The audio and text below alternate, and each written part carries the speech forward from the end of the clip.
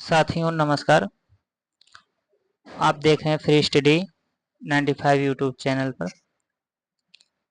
हम आज बात करेंगे इन कुछ टॉपिकों पर जिसमें फ्रांस की क्रांति रहेगी और यूरोप में राष्ट्रवाद रहेगा। उसके बाद इटली का एकीकरण रहेगा और जर्मनी का एकीकरण रहेगा। इसको देखेंगे। यह जो है बाइलिंगुअल है, हिंदी और इंग्लिश में है। वर्ल्ड हिस्ट्री का कुछ टॉपिक है। यह टॉपिक जो है आपके एग्जाम में खासकर TRE 4 बिहार BPSC TRE 4 और जो है झारखंड टेट के लिए महत्वपूर्ण साबित होगा, तो इसे आप स्किप ना करिए। तो देरी ना करते हुए हम स्टार्ट करते हैं। बस एक शुक्रगुजार रहूँगा आप इसे दोस्तों के पास शेयर करें। तो फ्रांस की क्रांति जो है इसके बारे में हम बात करेंगे, ठीक है। तो चलते हैं, फ्रांस की क्रांति स्टार्ट करते हैं। फ्रांस की क्रांति जो है यह वहाँ पर, इसके बारे में कुछ खास बातें सुन लीजिए। जैसे कि फ्रांस की क्रांति वहाँ पर जो है एक, नहीं तो आप जो है इसको आप पूरा देखिए, उसी हिसाब से मैं बताता चलूँगा, ठीक है, ताकि समझदारी भी होती रहे।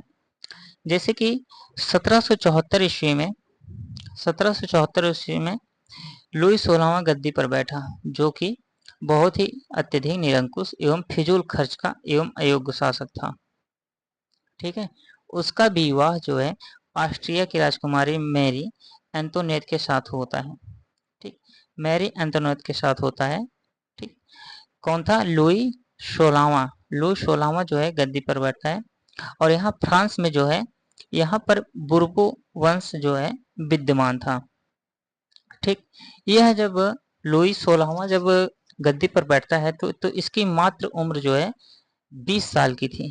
तो 20 साल की उम्र में जो है यह गद्दी पर बैठता है, इस चीज को ध्यान रखिएगा। अगला देखते हैं। राजा के वर्साय स्थित महल में 15,000 अधिकारी ऐसे थे जो कोई भी काम नहीं करते थे मगर धनराशि वेतन के रूप में लेते थे। राजस्व का 9% हिस्सा इन्हीं पर व्यय होता था। मतलब राजस्व जितना आता था उसका 9% इन्हीं पर जो है व्यय होता था, ठीक। वैसे जो है 9% इनके ऊपर होता था। उसके बाद जो है जितना बचता था वह अन्य अपने शौकों सालिन में व्यस्त था, मतलब अन्य जगहों पे खर्चा कर देता था, जिससे जो है फ्रांस के राजकोषी में वित्तीय घाटा उत्पन्न होता है। परिणाम स्वरूप जो है यह जो है लुई 16 जो है, लुई 16वां जो है वहां पर जो है कर जो है वृद्धि कर देता है। वैसे जो है यह अमेरिका की जो है मदद किया था, जिसमें 10 अरब लिब्रे की जो है इससे और भी जो है कर्ज में था, ठीक है, ठीक। वहाँ लिब्रे क्या होता है? लिब्रे वहाँ की एक मुद्रा है जो कि वहाँ उस समय चलता था, ठीक है। लुई 16वां जो है, लुई 16वां के शासनकाल में अमेरिका की 13 उपनिवेश को ब्रिटेन से आजाद कराने में 10 अरब लिब्रे, तत्कालीन फ्रांस की मुद्रा है, से अधिक का कर्ज बढ़ गया था, ठीक है। तो 10 अरब लिब्रे लेकर जो है अमेरिका के 13 उपनिवेशों को ब्रिटेन से आजाद कराया था। तो 13 कितने उपनिवेश थे? तो 13 उपनिवेश थे जो कि अमेरिका में विद्यमान था। तो अमेरिका जो है 13 उपनिवेश से ब्रिटेन से आजाद कराने में यह 10 अरब लिब्रे वैसे ही घाटे में चल रहा था, ठीक। आगे देखते हैं। इसके साथ जो है 10 अरब लिब्रे था ही, लेकिन जब यहाँ के जो कर्जदाता थे, बड़े धनाढ्य व्यक्ति थे, उन्होंने जब अपना पैसा लेने को कहा तो वह ब्याज के 10% ब्याज के साथ मांग रहे थे। 10% ब्याज के तौर पर जो है ले रहे थे। अगला देखते हैं। आर्थिक संसाधनों की कमी ने राजा की जनता पर करों में वृद्धि कर दिया। आर्थिक संसाधनों की कमी से, क्योंकि वहां पे राजस्व कमी हो गई थी, जिसके परिणाम स्वरूप वहां पे जो है करों में वृद्धि कर दिया, ठीक। निरंकुश राजतंत्र जो था, नियंत्रण का अभाव था, निरंकुश राजतंत्र पर अभाव था। वैसे जब लुई 14वां निरंकुशता इस बात से पता चलता है कि वह कहा जाता है कि मैं ही राज्य हूँ।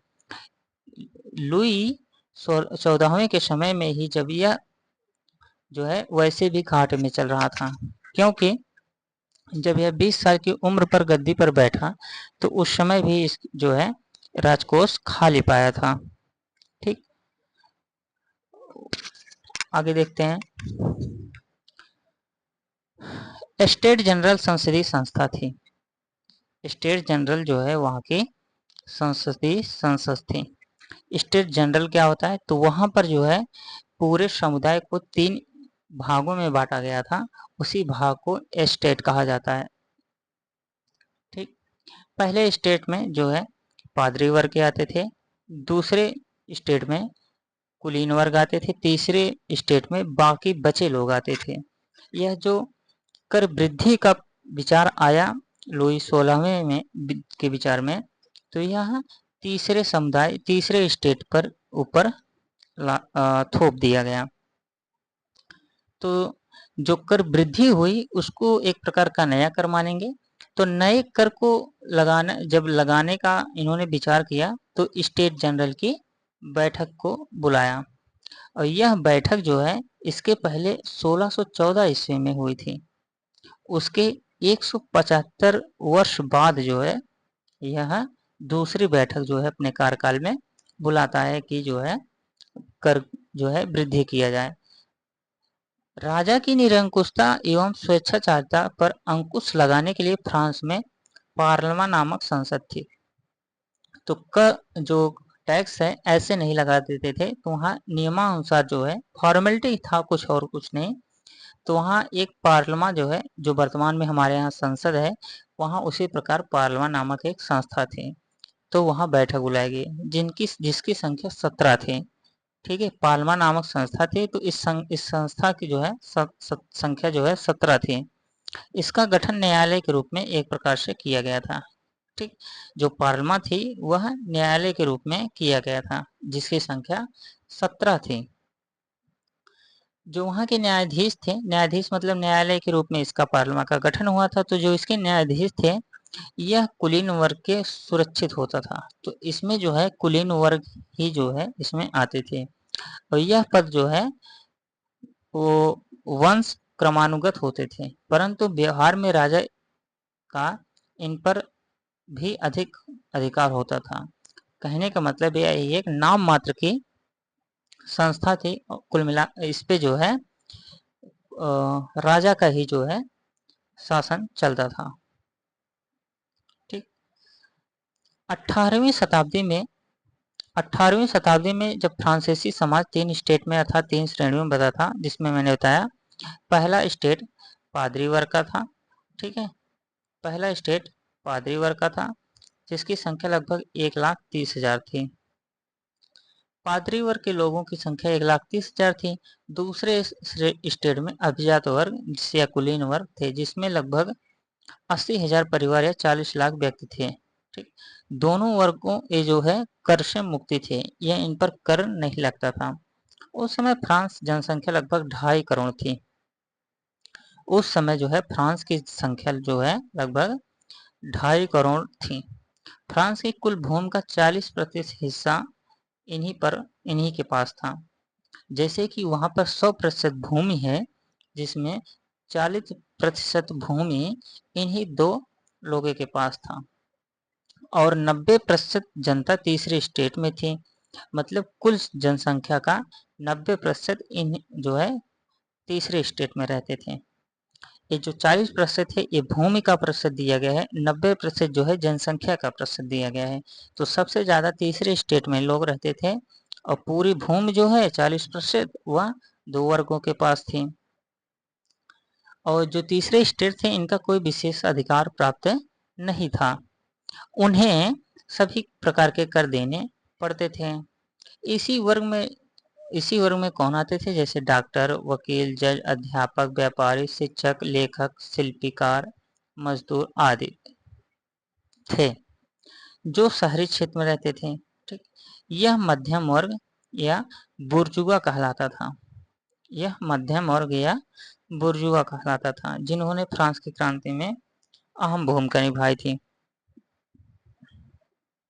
वैसे जो यह लिब्रे था, जो यहाँ का मुद्रा है लिब्रे, वह 1754 ईस्वी में जाके बंद कर दिया था। ठीक, आगे कुछ मैं कर की बात करूंगा, तो आगे हम इसकी चर्चा जरूर करेंगे। आगे देखते हैं। फ्रांसीसी समाज में कृषकों की स्थिति तो और भी दयनीय थी। ठीक, क्योंकि जो है वहां पर अनेक प्रकार के कर देने पड़ते थे उन्हें। कहा जाता है कि जैसे क्रांति के पूर्व फ्रांस में कुलीन लड़ते थे, पुजारी पूजा करते थे और जन साधारण उनका खर्च जुटाते थे। यह जो है एक प्रकार से कहा जाए कि पूरा खर्च का इकट्ठा खर्च जो होता था उसको तीसरे वर्ग के देते थे, और जो कुलीन थे वह क्रांति से फ्रांस में लड़ते थे और जो पुजारी थे वो पूजा करते थे। इनका पूरा जो है पैसे का बंदोबस्त तीसरा स्टेट या जनसाधारण करता था। कर जो है कर निश्चित करने और वसूलने का तरीका भी समान नहीं था। प्रत्येक 5 या 6 वर्ष बाद फ्रांस की सरकार पूंजीपतियों के कर वसूल का ठेका दे देती थी। ठीक है, ठेके के रूप में ये लोग टैक्स वसूलते थे। ये पूंजीपति जो है टैक्स फार्मर कहे जाते थे। जो टैक्स वसूलते थे उन्हें टैक्स फार्मर कहा जाते थे। ये रैयतों से अधिक अधिक टैक्स वसूलते थे। रैयत मतलब यहाँ पर किसान है, अर्थात जो टैक्स फार्मर थे, ये जब ठेका पा गए तो ठेका पाने से जो है अपने फायदे के लिए, जैसे कि उनको 10 रुपए देना है सरकार को या लुइस 16वें को या राजा को, तो यह जनता से जो है 10 रुपए के अलावा 20 रुपए 25 रुपए लेते थे, या 25% से मतलब जो है अधिक लेते थे, जितना यह निश्चित किया गया था, क्योंकि यह ठेके के रूप में था। ठीक है, बाकी रकम अपने ये लोग अपनी जेब में रख लेते थे। ठीक, अगला देखते हैं। किसानों को भूमि कर, जिसे टैले या टाइल चुकाना पड़ता था, इसके अलावा टाइथ या टीथे, इसके अलावा टाइथ या टीथे, यह जो है यह धार्मिक कर था। ठीक, और यह जो है भूमि कर था, अर्थात अगर भूमि जो है उनके पास थी तो उनको भूमि के रूप में टैले नाम के चुकाना पड़ता था। अगर कोई धर्म से संबंधित टैक्स देना पड़े उसे टाइथ या टीथे कहते थे। इसी तरह अनेक तरह के अप्रत्यक्ष कर नामक, जैसे नमक, तंबाकू जैसे दैनिक उपभोग वस्तुओं पर भी देना पड़ता था। ये तो दो टैक्स जो है मशहूर टैक्स थे, जैसे टैले जो कि भूमि कर था, टाइथ जो है या धार्मिक कर था। इसके अलावा नमक, तंबाकू या दैनिक जीवन में उपयोग होने वाली वस्तुओं पर भी ये देते थे। ठीक, यह जो है जो टाइथ है या टीथ है, जो धार्मिक कर है, यह जो है इन्हीं को देना पड़ता था। ठीक, और यह जो है कृषि उपज का 10वां हिस्सा होता था। कितना? 10वां हिस्सा या 1/10। ठीक है, 10वां हिस्सा होना पड़ता था, इनको देना पड़ता था। ठीक, आगे देखते हैं। नेक्स्ट है, व्यापारिक क्रियाकलाप पर भी तरह तरह के प्रतिबंध लगे थे, जैसे गिल्ड की पाबंदी थी। ठीक, शहरों के व्यापार नियम पर प्रतिबंध था, या प्रांतीय आयात कर भी था, सामंतीवादी कर इत्यादि लगाए गए थे। बहुत सारे कर जो तीसरे वर्ग को झेलना पड़ते थे। इन बंधनों में जकड़े रहने के कारण व्यापार का विकास काफी रुक गया था। ठीक, व्यापारी क्या चाहते थे कि देश के व्यापार को हर तरह के संसाधन बंधनों से मुक्त कर दिया जाए। वैसे भी जब व्यापारी के ऊपर विभिन्न प्रकार के कर या थोप दिए जाएंगे तो वह व्यापारी चाहेगा कि इन सबको बंद कर दिया जाए, क्योंकि उनको जो है उनसे हानि उठानी पड़ती थी। ठीक, अगला देखते हैं। फ्रांस में सभी तरह के स्वतंत्रताओं का अभाव था। फ्रांस में सभी तरह की स्वतंत्रताओं का अभाव था, जैसे कि भाषण, लेखन, विचार की अभिव्यक्ति या धार्मिक स्वतंत्रता का पूर्ण अभाव था। अर्थात न तो भाषण दे सकते थे, न किसी लेखन के माध्यम से ये लोग प्रचार प्रसार कर सकते थे, न ही अपने विचारों को किसी को या व्यक्ति या बता सकते थे। ठीक, आगे वहाँ राजधर्म कैथोलिक धर्म था। वहाँ जो है कैथोलिक जो है चर्च धर्म से संबंधित था और प्रोटेस्टेंट धर्म को मानने वाले कठोर सजा दी जाती थी। अर्थात फ्रांस में जो है कैथोलिक धर्म को ही मानना पड़ता था और जो प्रोटेस्ट धर्म को मानते थे उन्हें सजा दी जाती थी। जैसे कि अपने भारत में अगर आप हिंदू धर्म से हैं तो छूट है, मुस्लिम धर्म से हैं तो या हिंदू धर्म से हैं, मुस्लिम धर्म से, अगर एक ही धर्म था वो भी कौन था, कैथोलिक। अगर आप किसी दूसरे अन्य धर्म को मानते हैं तो वहां पे कठोर सजा दी जाती थी। आगे फ्रांस में बिना अभियोग की गिरफ्तारी वारंट होता था, मतलब बिना बताए आपको गिरफ्तार कर लिया जाता था, जिसको लेटर्स द कैचेट कहते थे। जैसे अपने यहाँ रॉलेट एक्ट 1919 में आया था, तो बिना जो है जिसे काला कानून कहा गया, बिना वारंट जारी किए ही गिरफ्तार कर लिए जाते थे। उसी तरह वहां पर लेटर्स द कैचेट कहते थे। फ्रांस में कानूनों में भी एक रूपता नहीं थी। देश के विभिन्न क्षेत्रों में लगभग 400 कानून लागू थे। इसी तरीके से 400 कानून वहां पर विद्यमान थे। फ्रांसीसी बुद्धिजीवियों ने फ्रांस में बौद्धिक आंदोलन का सूत्रपात किया। ठीक, बौद्धिक आंदोलन का सूत्रपात किया। इनमें से प्रमुख जो है मॉन्टेस्क्यू थे, वाल्टेयर थे और रूसी थे। ठीक, यह इनके प्रमुख जो हैं बौद्धिक आंदोलन का सूत्रपात किया, जो है बुद्धिजीवी, जैसे कि मॉन्टेस्क्यू बुद्धिजीवी, वाल्टेयर हुए और रूसी हुए। मॉन्टेस्क्यू ने अपनी पुस्तक स्पिरिट ऑफ लॉ या विधि की आत्मा में सरकार को 3 अंगों में बांटा, जैसे कि पहला कार्यपालिका, विधायिका और न्यायपालिका। तो कार्यपालिका, विधायिका, न्यायपालिका यह अलग अलग रखने के विषय में बताकर शक्ति पृथक्करण का सिद्धांत पोषण किया। अर्थात मॉन्टेस्क्यू ने स्पिरिट ऑफ लॉ या विधि की आत्मा में सरकार को 3 भागों में बांटा, कार्यपालिका, विधायिका और न्यायपालिका। और वाल्टेयर ने क्या किया, वाल्टेयर ने चर्च, समाज, राजतंत्र के दोषों का पर्दाफाश किया। यद्यपि वह जनतंत्र का पक्षधर नहीं था, वैसे भी जनतंत्र का पक्षधर नहीं था, लेकिन राजतंत्र प्रजा हित में होना चाहिए इसका प्रबल समर्थक था। ऐसा कोई कानून हो जो यह प्रजा हित में होना चाहिए। ठीक है, अगला देखते हैं। रूसो जो है पूर्ण परिवर्तन चाहता था। रूसो जो है वह पूरी तरीके से परिवर्तन चाहता था। इसमें अपनी पुस्तक सोशल कॉन्ट्रैक्ट या सामाजिक संविदा में राज्य को व्यक्ति द्वारा निर्मित संस्था और सामान्य इच्छा जनरल बिल को संप्रभु माना। रूसो ने सोशल कॉन्ट्रैक्ट में राज्य के व्यक्ति द्वारा निर्मित संस्था और सामान्य जनरल बिल को संप्रभु माना। अतः वह जनतंत्र का समर्थक था। दीदरो के बृहत ज्ञानकोश इंसाइक्लोपीडिया के लेखों ने फ्रांस की क्रांति के विचारों को प्रचार किया।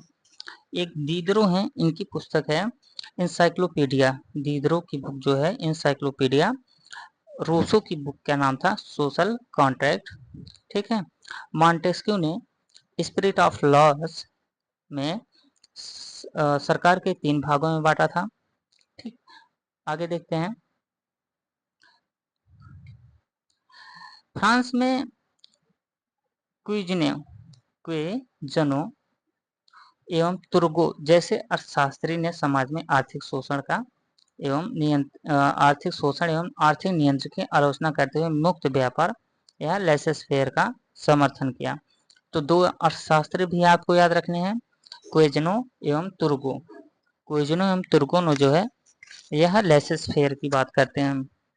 सन 1688 ईस्वी को इंग्लैंड की महान क्रांति, ठीक, या ग्लोरियस रेवोल्यूशन एवं उसके द्वारा वैधानिक शासन की स्थापना ने फ्रांस में भी राजनैतिक परिवर्तन का मार्ग प्रशस्त कर दिया।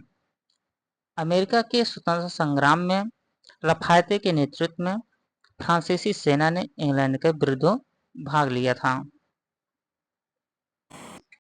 जैसे कि अमेरिका के स्वतंत्रता संग्राम में जब अमेरिका जो है इंग्लैंड का उपनिवेश था, तो वहाँ पर उस उपनिवेशों को छुड़ाने के लिए या उनसे आज़ाद कराने के लिए लिफायते के नेतृत्व में फ्रांसीसी सेना ने जो है इंग्लैंड के विरुद्ध भाग लिया था, जिसके परिणाम स्वरूप 10 अरब लिब्रे का जो है कर्ज हो गया था, ऊपर हमने जिक्र किया है।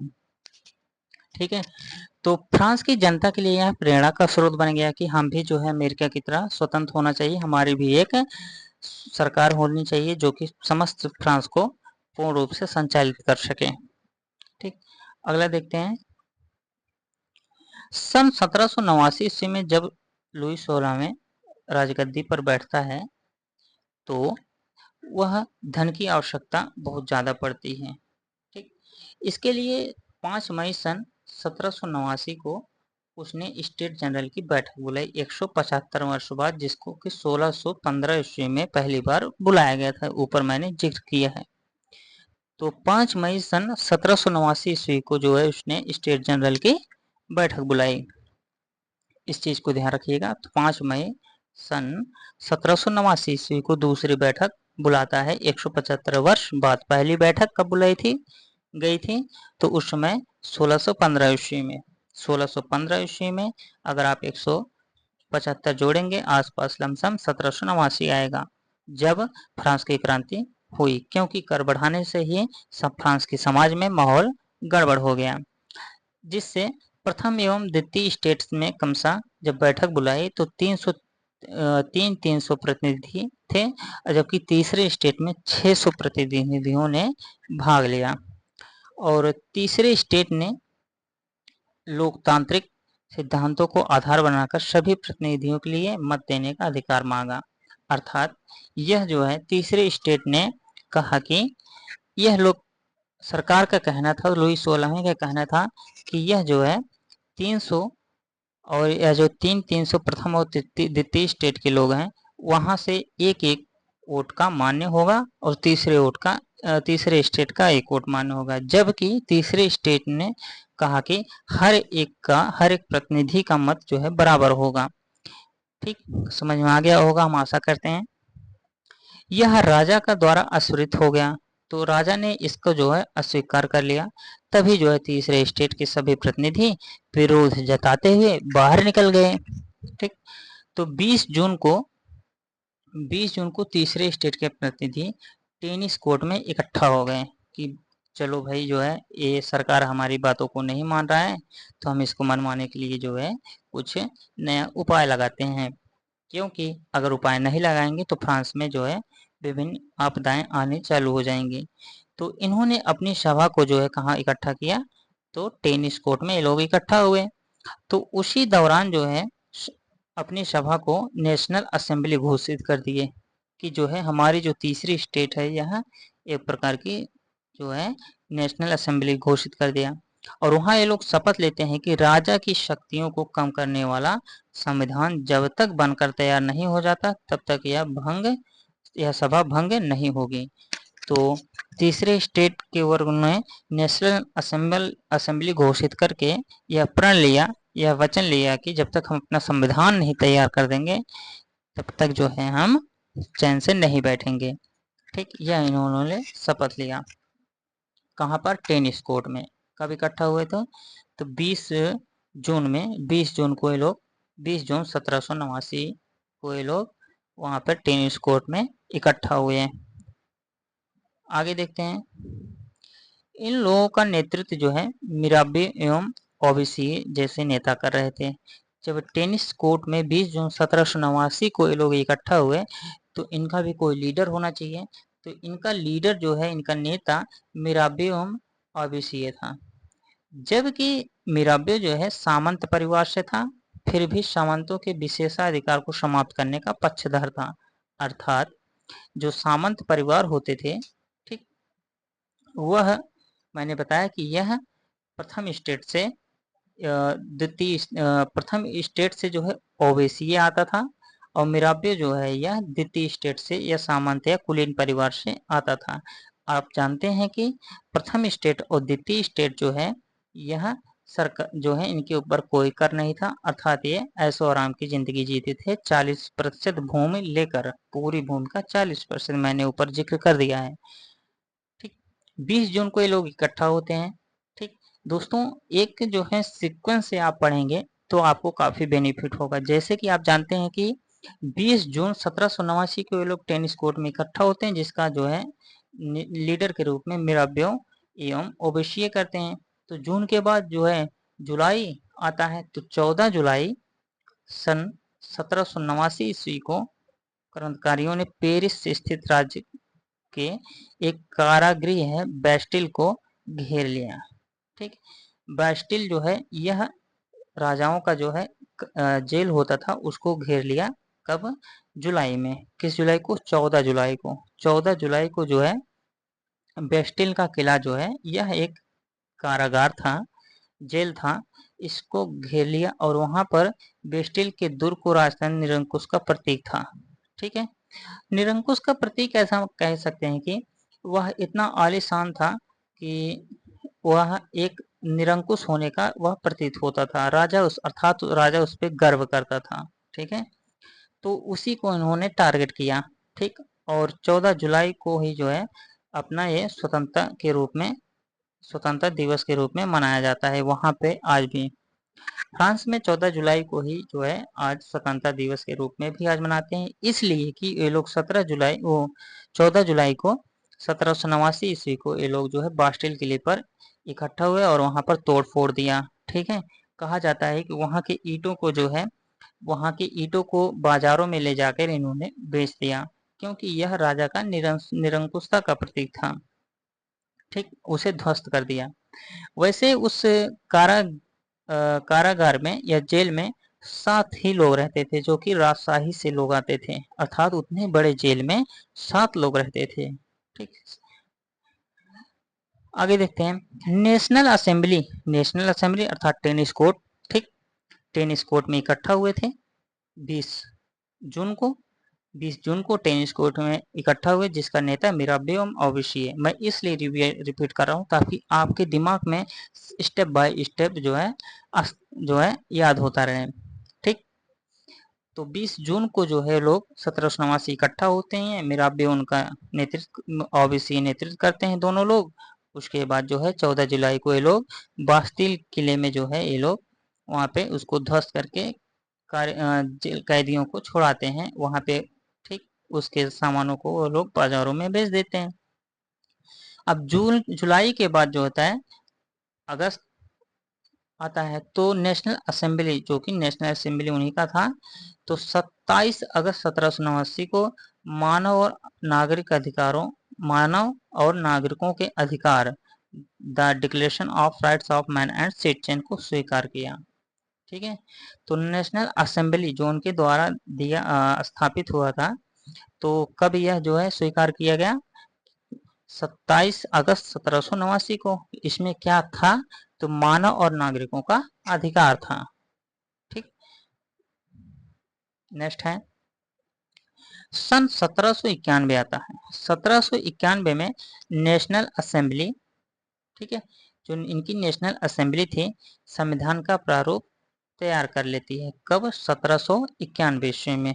अर्थात ये लोग अपना असेंबली जो इस नेशनल असेंबली ने अपना खाका तैयार कर लिया संविधान का, अर्थात संविधान तैयार कर लिया है, जिसमें शक्ति के पृथक्करण के सिद्धांत को अपनाया। शक्ति का पृथक्करण स्पिरिट ऑफ लॉ मॉन्टेस्क्यू द्वारा, जिसमें 3 भाग में डिवाइड किया गया था, तो इन लोगों ने उसको आधार बना लिया।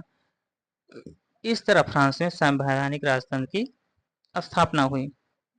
कब? संवैधानिक राजतंत्र की स्थापना या प्रारूप कब तैयार हो गया? 1791 में। ठीक, जस्ट एक साल बाद अप्रैल 1792 ईस्वी में नेशनल असेंबली ऑस्ट्रिया, प्रसा एवं सिवाय के विरुद्ध युद्ध की घोषणा कर दी। अर्थात जैसे ही अपना 91 में, ठीक है, संविधान तैयार कर लिया और सरकार के रूप में अपना पृथक्करण सिद्धांत को अपनाकर संवैधानिक राजतंत्र की स्थापना करते हैं, तो तुरंत जो है अगले साल 1792 ईस्वी में ऑस्ट्रिया प्रशा एवं सेवाय के विरुद्ध ये लोग युद्ध की घोषणा कर देते हैं। तो आगे हम पढ़ते हैं। जैकोबिन क्लब पेरिस के भूतपूर्व कॉन्वेंट ऑफ सेंट जैकब के नाम पर रखा गया था।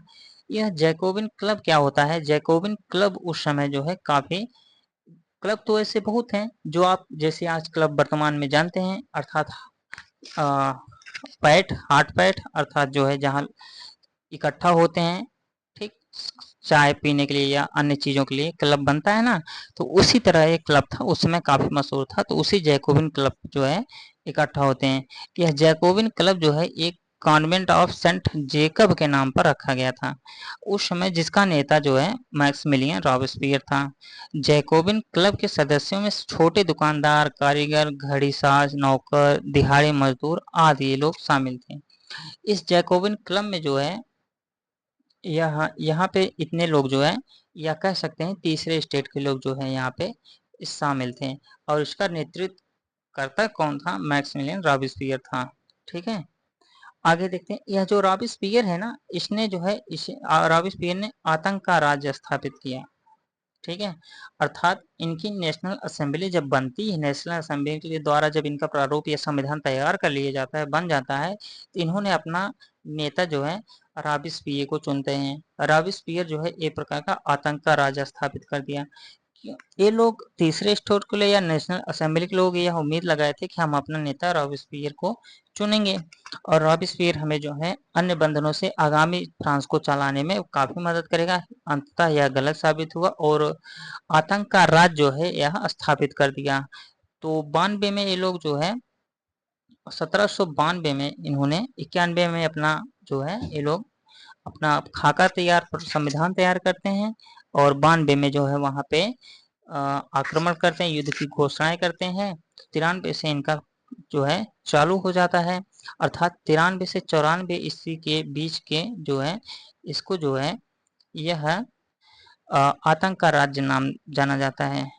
इसमें क्या होता है कि 14 महीनों में लगभग 17,000 व्यक्तियों पर मुकदमे चलाए गए। ठीक है, इतना कठोर नियम चालू कराया रॉबेस्पियर ने कि उसे आतंक का राज कहना मजबूरन हो गया। 17,000 व्यक्तियों पर मुकदमा चला दिया और उन्हें फांसी दे दी गई। देख रहे हैं, 17,000 लोगों को मुकदमा चला के फांसी दे दी गई। अगर आप इन्हें आतंक का राज नहीं कहेंगे तो क्या कहेंगे? ठीक, रॉबेस्पियर प्रत्यक्ष प्रजातंत्र का पोषक था। ठीक है, 21 साल से अधिक उम्र वाले को मतदान का अधिकार देकर, चाहे उनके पास संपत्ति हो या ना हो, चुनाव कराया गया। ठीक है, तो 21 वर्ष से अधिक उम्र वालों को मतदान का अधिकार दे दिया। ठीक है, चाहे उनके पास संपत्ति हो या ना हो। ये इसलिए कहा जाता है कि उसके पहले जब चुनाव होता था या उसमें जो वर्ग आते थे उनके पास संपत्ति के आधार पर ही वोट डालने का मताधिकार था। ठीक है, तो 21 सितंबर 1792 में नवनिर्वाचित असेंबली को कन्वेंशन नाम दिया गया। तो जब ये लोग 1791 में अपना खाका तैयार कर लिए, तो 1792 ईस्वी में ये लोग अपना चुनाव करवाते हैं। उस असेंबली में जो है जो चुनाव जीतता है उसे कन्वेंशन नाम दे दिया जाता है। और ये लोग कन्वेंशन नाम इसलिए दे देते हैं कि यहाँ पे सितंबर चल रहा है दोस्तों, क्योंकि यह जस्ट कुछ ही चंद में जो है 93 चलेगा, तो 93 से 94 के मध्य रॉबेस्पियर के शासनकाल को आतंक का राज कहा जाता है। ठीक, तो जो जीते तो उसको क्या नाम दिया गया? कन्वेंशन नाम दे दिया गया, और तथा राजा की सत्ता को समाप्त कर दिया गया। तो जो राजा कहे जाते थे, अब वो राजा नहीं कहलाएंगे।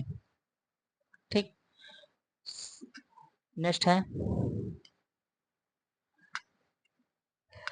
देशद्रोह के अपराध में लुई 16 पर मुकदमा चला दिया गया। यह जो कन्वेंशन है, यह जो असेंबली का नाम कन्वेंशन है, इसके आधार पर लुई 16 पर मुकदमा चला गया और 21 जनवरी 1793 ईस्वी को उन्हें फांसी पर चढ़ा दिया गया। गैलोटिन, एक गैलोटिन होता है जो कि फांसी नुमा होता है, जिसमें सिर धड़ से अलग हो जाता है, तो गैलोटिन पर चढ़ा देते हैं। किसको? लुई 16वें को। कब?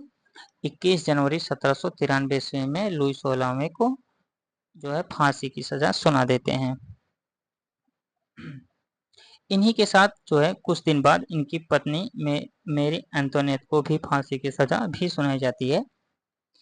रॉबेस्पियर द्वारा स्थापित आतंक का राज 1793 से 1794 के मध्य जो कि हुआ था, 1793 में अक्टूबर में उत्कर्ष पर था, अर्थात चरम बिंदु पर था। यह कन्वेंशन बना है, इसके द्वारा जो है एक राष्ट्र की एकमात्र भाषा फ्रेंच घोषित की गई। तो फ्रांस की जो है राष्ट्रभाषा, एकमात्र भाषा जो है फ्रेंच घोषित की गई। ठीक, कानूनों का संकलन कराया गया, मतलब जितने भी कानून थे उनको इकट्ठा कराया गया। जो उपनिवेश थे उनको गुलाम बनाकर भेजने की प्रथा भी समाप्त कर दी गई। प्रथम पुत्र जो है को ही उत्तराधिकार बनाने की प्रथा को समाप्त कर दिया गया, अर्थात जिसे ज्येष्ठाधिकार कहा जाता है। ठीक, और राष्ट्र का नया कैलेंडर जो है लागू कर दिया गया। तो कब लागू किया? 1792 में ही लागू किया। इन सभी को रॉबेस्पियर ने सर्वोच्च सत्ता की प्रतिष्ठा के रूप में स्थापित किया। इन्होंने कुछ काम तो अच्छा किया, लेकिन विभिन्न कामों की वजह से जो है इसे आतंक का राज्य घोषित किया गया, जो कि 1793 1794 मध्य में चलाया गया था। परंतु ये जितने भी कानून इसने बनाए अच्छे वाले, ये सब अस्थायी सिद्ध हुए, मतलब इसको कोई फॉलो नहीं किया, या कुछ हुए कुछ नहीं हुए, तो यह अस्थायी सिद्ध हो गया। उसकी हिंसात्मक कार्रवाइयों की वजह से जो है विशेष न्यायालय ने 1794 में उसे मृत्युदंड दे दिया। यह जो इसके न्यायालय बनाया था, तो उसी ने जो है रॉबेस्पियर को 1794 में उसको भी जो है गैलोटिन पर चढ़ा दिया गया, किसे? रॉबेस्पियर को। ठीक है, अगला देखते हैं। इस क्रांति ने फ्रांस में दास प्रथा का उन्मूलन तो कर दिया, क्योंकि उस समय दास प्रथा चरम बिंदु पे थी। तो रॉबेस्पियर ने जो है के समय भी या फ्रांस में जो है दास प्रथा काफी विद्यमान थी। तो यह जो क्रांति फ्रांस में हुई है, इससे दास प्रथा का उन्मूलन तो हो गया। तो 1794 में जब यह इसकी दंड मिला या फांसी की सजा मिली रॉबेस्पियर को, तो उसके बाद जो है 1794 में कन्वेंशन ने दास मुक्ति कानून पारित कर दिया। 1794 पूर्ण रूप से दास मुक्ति कानून पारित कर दिया है। क्वेश्चन पूछा जाता है कि दास मुक्ति कानून कब पारित किया गया फ्रांस में? तो 1794 ईस्वी में, 1794 ईस्वी में दास मुक्ति कानून पारित कर दिया गया। यही आगे चलकर जो है नेपोलियन के द्वारा समाप्त कर दिया गया था बाद में। ठीक है, सन कब समाप्त किया? 1848 ईस्वी में। अंतिम रूप से फ्रांसीसी उपनिवेशों में दास प्रथा का उन्मूलन किया गया था। इस चीज को ध्यान रखिएगा, यह दास प्रथा का उन्मूलन अंतिम रूप से कब किया गया था? तो 1848 ईस्वी में नेपोलियन के द्वारा समाप्त किया गया था। ठीक है, इन्होंने दास मुक्ति कानून पारित तो जरूर कर दिया गया था, लेकिन बड़े व्यापारी उद्योगपतियों जो है इसका फॉलो नहीं करते थे, अर्थात दास प्रथा का प्रचलन बनाए रखे थे। लेकिन जब नेपोलियन 1848 ईस्वी में उसका शासन आता है, तो वह दास प्रथा का अच्छे से उन्मूलन कर देता है। तो क्वेश्चन पूछा जाता है, फ्रांस में दास प्रथा का उन्मूलन का श्रेय किसे दिया जाता है? जिसमें रॉबेस्पियर भी हैं और नेपोलियन भी हैं, अन्य लोग भी, तो उसमें कौन हो जाएगा? नेपोलियन हो जाएगा। आगे देखते हैं। फ्रांस में अभी तक चर्च में शिक्षा का प्रबंध था, अर्थात फ्रांस में तो अभी चर्च में ही शिक्षा का प्रबंध था।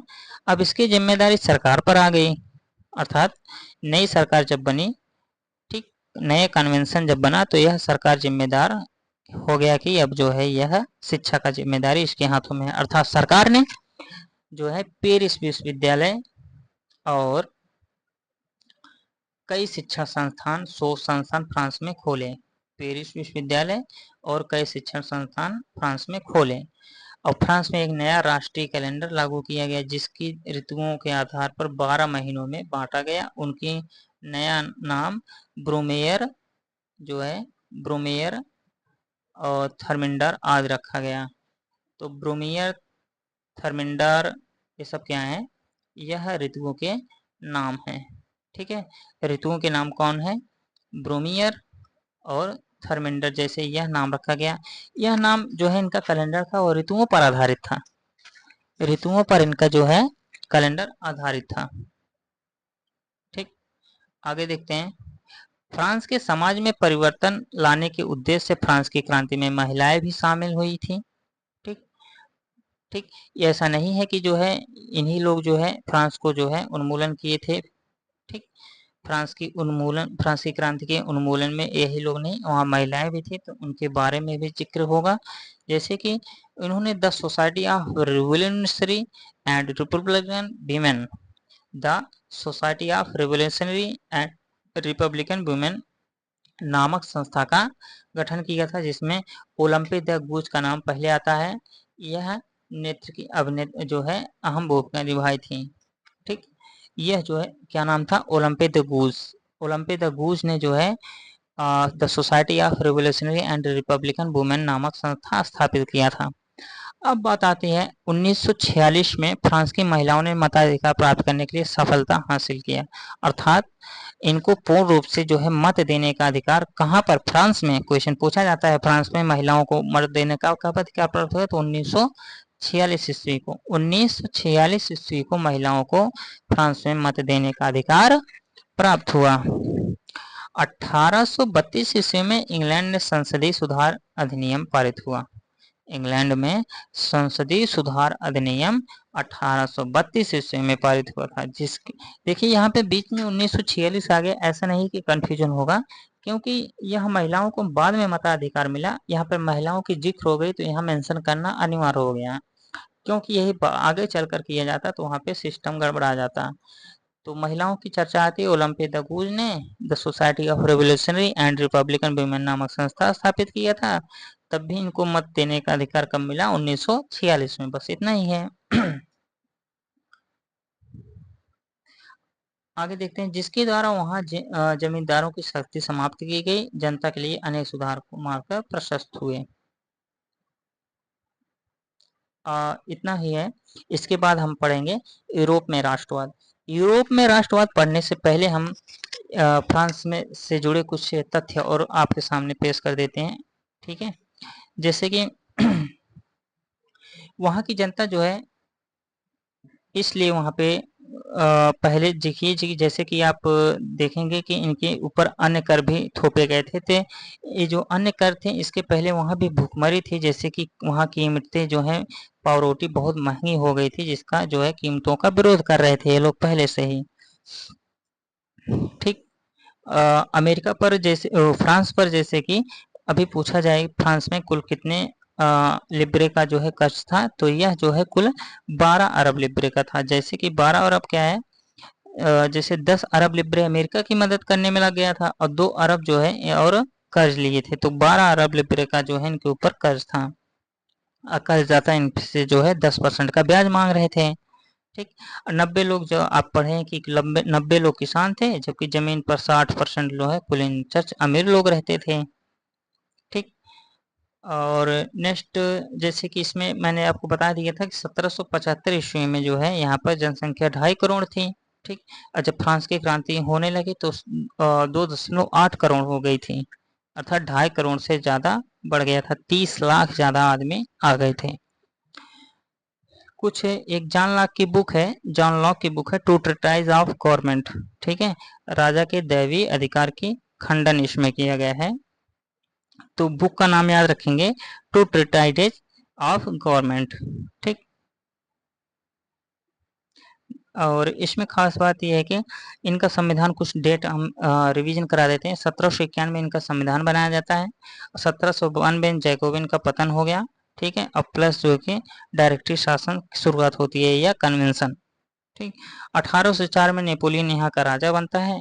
ठीक, उसके बाद नागरिक संहिता, नेपोलियन संहिता लागू होता है, जिसे नेपोलियन संहिता कहा जाता है, नागरिक संहिता कहा जाता है। 1815 में जो है नेपोलियन की हार हो जाती है हम, और उसके बाद जो है किस में हार होती है, वाटरलू के युद्ध में। 1815 में वहाँ पे वाटरलू का युद्ध होता है। 1804 में नेपोलियन वहाँ राजा बनता है। ठीक, इसलिए कि फ्रांस से एक बार आप फ्रांस की क्रांति पढ़े, इससे ज़्यादा नहीं पूछा जाएगा फ्रांस में, फ्रांस से रिलेटेड। तीसरे स्टेट जब वहाँ पे बना तो आप जानते हैं कि मिराबो जो कि कुलीन वर्ग से था, ओबीसी जो है पादरी वर्ग से था, प्रथम स्टेट से था। ठीक, और जब इनकी नई सरकार बनती है तब वहाँ पर 20 अरब लिब्रे का फायदा होता है। सोचिए, जहाँ पे ये लोग 12 अरब लिब्रे का घाटे में चल रहे थे, नई सरकार बनने पर 20 अरब लिब्रे का इनका फायदा हुआ था।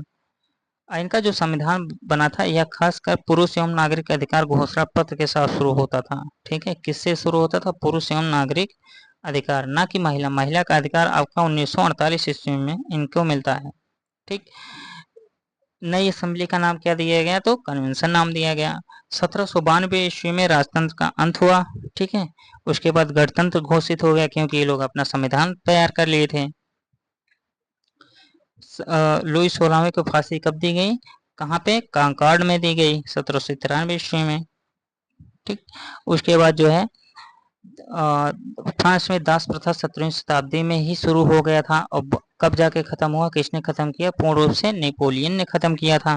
ठीक, बस इसमें जो है आगे देखते हैं। अब हम स्टार्ट करते हैं यूरोप में राष्ट्रवाद। ठीक, यूरोप में राष्ट्रवाद जो है, यूरोप में राष्ट्रवाद अर्थात जो है जो यूरोपीय कंट्री थी, जो यूरोप जो है, यूरोप में विभिन्न देश आते थे, उसमें जो है नेशनलिज्म की भावना या राष्ट्र के प्रति भावना जो है उसका विचार इसमें पढ़ेंगे। जैसे कि राष्ट्र में वहाँ यूरोप में राष्ट्र के प्रति किसका क्या विचार रहा। यूरोप में राष्ट्रीयता की भावना के विकास में फ्रांस की राज्य क्रांति तत्पश्चात नेपोलियन के आक्रमणों में महत्वपूर्ण योगदान दिया। यूरोप के कई राज्यों में नेपोलियन के अभियानों द्वारा नवयुग का संदेश पहुंचा। नेपोलियन ने जर्मनी, इटली और राज्यों को भौगोलिक नाम पर से बाहर कर उसे वास्तविक एवं राजनीतिक रूपरेखा प्रदान की है, जिससे इटली और जर्मनी का एकीकरण का मार्ग प्रस्तुत हुआ। अर्थात अगर नेपोलियन ने जो है इन सब का ऐसा कार्य ना किया होता तो इटली का एकीकरण और जर्मनी का एकीकरण नहीं हो पाता। जब 1815 ईस्वी में वाटरलू की हार होती है, उससे जो है यह प्रशस्त होता है, जिनका जब यह इनका उद्देश्य जो है, जब नेपोलियन हारता है तो इसके जो है इस पे पुनः यूरोप में पुनः उसी व्यवस्था को स्थापित करता है जिसे नेपोलियन के युद्धों और विजयों को अस्वस्थ कर दिया था। जब अर्थात कह सकते हैं 1815 के बाद फिर भी वही शासन आता है। ठीक, सन 1815 में जब नेपोलियन की हार होती है वाटरलू के युद्ध में, उसे एक जो है वहाँ पे एक सम्मेलन होता है, उसकी मेजबानी ऑस्ट्रेलिया, ठीक है, ऑस्ट्रिया के चांसलर मेटरनिख ने किया था। ठीक है, ऑस्ट्रेलिया का चांसलर जो है मेटरनिख ने किया था जब वहाँ पे यह वियना सम्मेलन हुआ था। ऑस्ट्रेलिया की तरफ से जो है मेटरनिख ने उसका नेतृत्व किया था, जो घोर प्रतिक्रियावादी था। इस समय इस सम्मेलन में ब्रिटेन, रूस तथा ऑस्ट्रिया जैसी यूरोपीय शक्तियों ने भाग लिया था। डेमोक्रेसी या गणतंत्र प्रजातंत्र जो फ्रांस की क्रांति की देन थी, तो कह सकते हैं फ्रांस की क्रांति जो हुई थी 1789 में, उसकी सबसे बड़ी खास देन क्या थी? तो डेमोक्रेसी थी। यह प्रजातंत्र या गणतंत्र था। उसका विरोध करना और पुरातन व्यवस्था का पुनर्स्थापन करना मेटरनिख व्यवस्था का उद्देश्य था। तो मेटरनिख जो है, यह मेटरनिख कौन था? ऑस्ट्रिया का चांसलर था। दोबारा जो है इसका उद्देश्य वही था कि हम अपना प्रभुत्व छोड़ दें। ठीक है, इटली पर अपना प्रभाव स्थापित रखने के लिए मेटरनिख ने उसे कई राज्यों में विभाजित कर दिया। अर्थात इटली पर जो है मेटरनिख ने उसको कई पार्ट में काट दिए। ठीक है, कई पार्ट में उसके विभाजित कर दिया इटली को, ताकि जो है उसका प्रभुत्व स्थापित हो सके। ठीक है, वैसे भी 1797 ईस्वी में नेपोलियन का इटली पर आक्रमण होता है। और ठीक, नेक्स्ट है, अगला देखते हैं। आगे इसी में हम पढ़ेंगे सिसिली और नेपल्स के प्रदेश स्पेन के बोर्बो वंश के सम्राट फर्डिनेंड को दिया गया। जब इसका शासन आता है तो सिसिली और नेपल्स के प्रदेश को स्पेन के बोर्बो वंश सम्राट फर्डिनेंड को दिया जाता है। ठीक, रोम और उसके आसपास के राज्य पोप को सौंप दिया जाता है। तो यह क्वेश्चन पूछा जाता है, रोम किसको सौंपा जाता है? तो पोप को। सिसिली और नेपल्स किसको सौंपा जाता है? वही पुराने बोर्बो वंश के फर्डिनेंड को दिया जाता है। लेम्बार्डी जो है, लेम्बार्डी वेनेशिया पर ऑस्ट्रिया का प्रभुत्व कायम रहता है। और पर्मा और मोडेना, ठीक है, पर्मा और मोडेना जो है टस्कनी प्रांत हैब्सबर्ग राजवंश को दिया जाता है। ठीक, जेनेवा जो है और सार्डिनिया, जेनेवा और सार्डिनिया पिडमाउंट के राज्य में सम्मिलित कर दिया जाता है। पिडमाउंट के राज्य में क्या होता है, जेनेवा और सार्डिनिया सम्मिलित किया जाता है। जर्मनी में 29 रियासतों का संघ कायम रहा, जिस पर अप्रत्यक्ष रूप से ऑस्ट्रिया का अधिकार स्थापित हुआ। मेटरनिख ने फ्रांस में भी पुरातन व्यवस्था को पुनर्स्थापना किया। अगला देखते हैं, फ्रांस में वियना व्यवस्था के तहत क्रांति के पूर्व व्यवस्था को स्थापित करने तथा बूर्बो राजवंश को पुनर्स्थापित किया गया, जिसमें लुई 18वां फ्रांस का राजा बना। अर्थात मेटरनिख ने जो है जो पुनर्स्थापित किया फ्रांस में, तो वहां का राजा 18वां अपना। उसके प्रतिक्रियावादी और सुधारवादी शक्तियों के मध्य सामंजस्य स्थापित करने का प्रयास किया गया। इसी उद्देश्य से 2 जून 1814 को सम्राट की ओर से संवैधानिक घोषणा पत्र जारी किया गया। 1848 तक फ्रांस चलते रहे।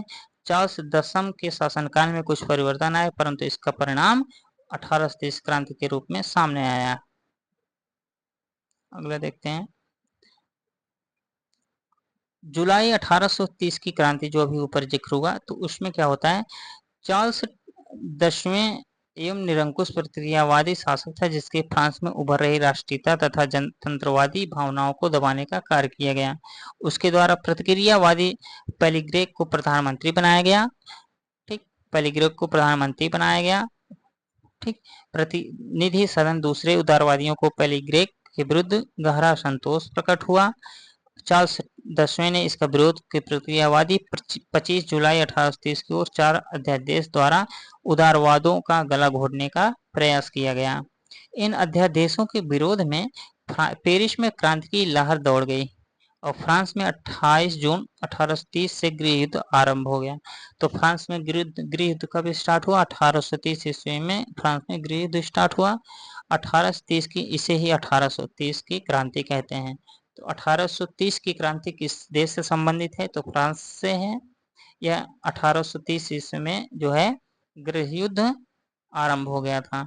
इसके परिणामतः चार्ल्स 10वें फ्रांस की राजगद्दी त्याग देता है और इंग्लैंड भाग जाता है, और इसी प्रकार फ्रांस में बोर्बो वंश अंतिम रूप से समाप्त हो जाता है। अर्थात कह सकते हैं कि बोर्बो वंश का अंतिम शासक चार्ल्स 10वां था। ठीक,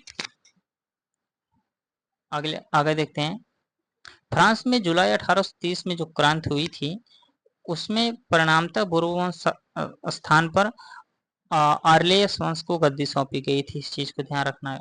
18 जब बोर्बो वंश स्थान पर क्या आया, कौन सा वंश, आर्लेयंस वंश आया था। बोर्बो वंश के बाद आर्लेयंस वंश आया था। इस वंश में शासक लुई फिलिप ने उदारवादियों, पत्रकारों, पेरिस की जनता के समर्थन से सत्ता प्राप्त की थी। तो लुई फिलिप जो है किस वंश से संबंधित था, आर्लेयंस वंश से संबंधित रखता था। यह जो है उदारवादी और पत्रकारों तथा पेरिस की जनता के समर्थन से इसको शासन की सत्ता प्राप्त हुई थी। अतएव उसकी नीतियां उदारवादी पक्ष में संवैधानिक गणतंत्र के में निमित्त रही। ठीक है, अगला देखते हैं, 1848 की क्रांति। लुई फिलिप जो कि फार्लियंस वंश का था, तो लुई फिलिप एक उदारवादी शासक था, जिस आप जानते हैं कि इन्हीं की मदद से जो है शासक बना था, परंतु वह बहुत ही अधिक महत्वाकांक्षी व्यक्ति था। उसने अपने विरोधियों को खुश रखने के लिए स्वर्णिम मध्यम वर्गीय नीति का अवलंबन करते हुए 1840 ईस्वी में गीजो के प्रधानमंत्री नियुक्त किया। गीजो जो है इसका प्रतिद्वंदी था, लेकिन इसने जो है प्रधानमंत्री नियुक्त कर दिया, जो कि कट्टर और प्रतिक्रियावादी था। वह किसी भी तरह के वैधानिक, सामाजिक एवं आर्थिक सुधारों में विरुद्ध था। ऐसा नहीं चाहता था कि उसके समाज में ऐसी परिवर्तन या बदलाव आए। लुई फिलिप ने पूंजीपति वर्ग के साथ जो है साथ रहना पसंद करता था, जिसने शासन के कार्यों में अभिरुचि नहीं थी। इसीलिए तो उसने जो है उसको शासक गीजो को बना दिया था। लुई फिलिप ने पूंजीपति वर्ग को साथ रखना जो है पसंद करते थे, अपुरुष नहीं थे, और अल्पमत में भी था। उसके पास किसी भी तरह का सुधारात्मक कार्यक्रम नहीं था, और वह नहीं ही विदेश नीति में ही किसी तरह का सफलता हासिल हो रहा था। उसके शासनकाल में देश में भूखमरी बेरोजगारी व्याप्त होने लगी, जिसकी वजह से की जो आलोचना होने लगी। ठीक है। सुधारवादियों ने 22 फरवरी 1848 को पेरिस में कीयस के नेतृत्व में एक विशाल भोज का आयोजन किया गया, अर्थात भंडारे का आयोजन किया गया।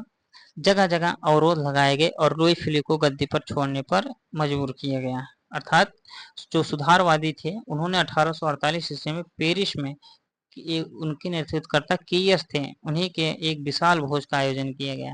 अर्थात बहुत लोग जनसभाएं इकट्ठे हुए और जगह जगह इसका विरोध जताने लगे, इसलिए लुई फिलिप को गद्दी छोड़कर भागना पड़ा।